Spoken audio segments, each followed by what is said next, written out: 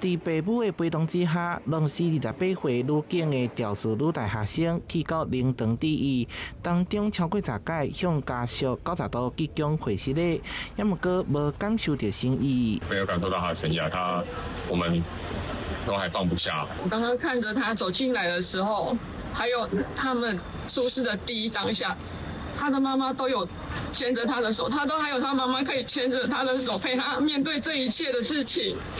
但是，我就想到我妹妹，已经没有人可以牵她的手。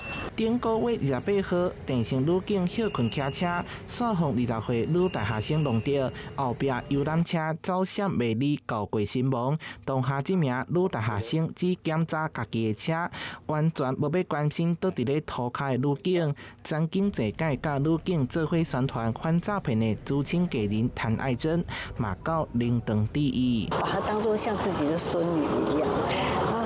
本来是想说要准备喝喜酒了。结果突然间这样，我是已经是一个有修炼过的人了，可是遇到这个事情，我自己也是心痛。原本当作会先办喜事，想袂到是办丧事。